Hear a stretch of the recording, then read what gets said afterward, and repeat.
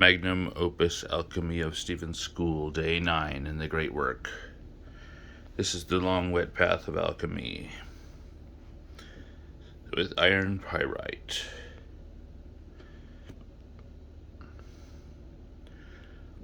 The distillation continues in the second turn of the alchemical wheel.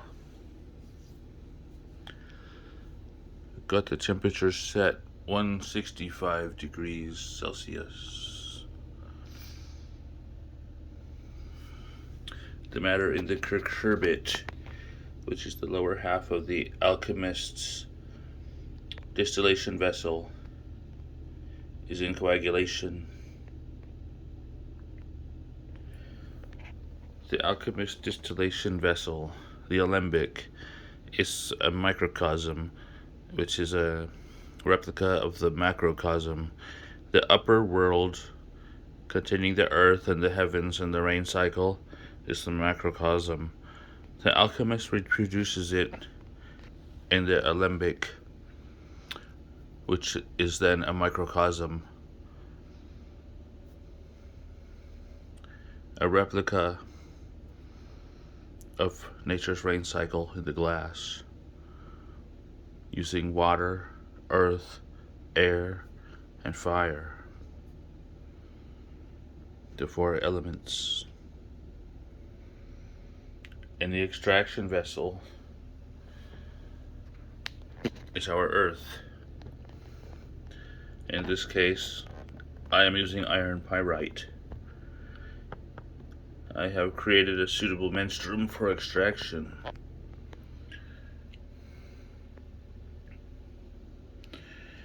After the extraction, the menstruum is poured off carefully into the cucurbit, the lower portion of the distillation vessel, leaving the earth in the extraction vessel. The menstruum vaporizes and condenses in the distillation head. If you look closely, you can see there is a drip rail. The coagulated condensed liquid forms droplets which roll down into the drip rail and then roll down over the condensation arm through the vented vent adapter into the receptacle, leaving the matter that has been extracted in the cucurbit. And thus I spin the wheel of alchemy.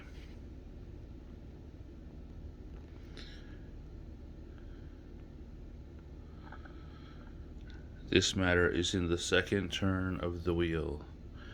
When the distillation is complete, the second turn of the wheel will be finished and the cycle repeated.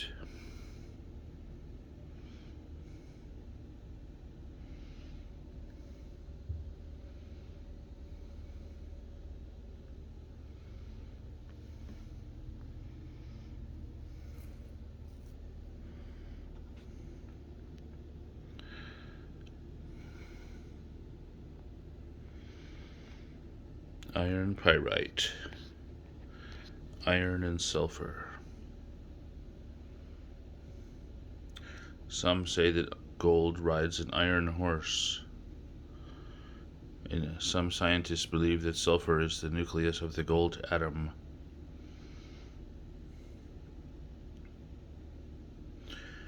Perhaps through deterioration, decomposition, becomes resurrection, exalted matter risen from the ashes. The long, slow, wet path of alchemy was said to be the original old method from ancient times, and that alchemists, as they became better at their work and more knowledgeable, found shorter, faster methods to achieve the same or a similar end. Alchemists hoped to achieve something called the Philosopher's Stone. It is said to perhaps be capable of turning base metals into gold or possibly an elixir of life to be made from it.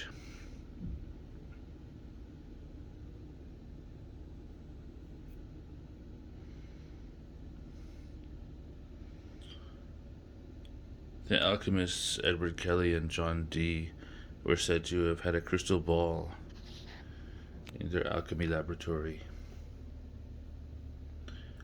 looking into it for the secrets of the philosopher's stone. Did they find it? Some people say they did. Others are not so sure. One thing is true. If something could spark so many legends for so many hundreds or even thousands of years, then it would seem that there must have been some spark of truth. Maybe not. This video is part of a series on the ancient hermetic science of alchemy. It was called the King's Science, the science of the pharaohs, the science of the gods.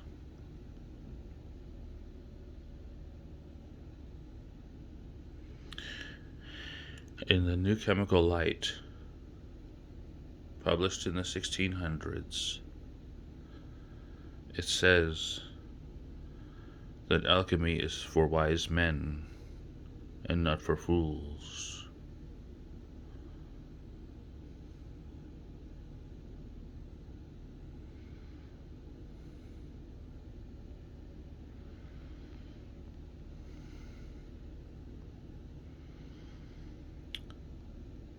I began studying alchemy in 2008. One thing I learned from it is patience. Those without patience do not seem to do very well in alchemy. They become frustrated and confused. The alchemical term is called lost in the labyrinth of alchemy. But with patience and time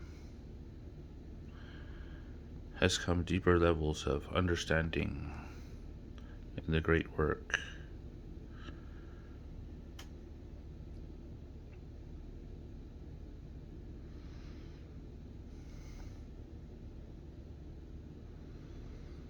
This is Alchemy of Stephen's School. This video is part of a series. Subscribe for updates, not for consumption. Thank you for watching, and have a nice day.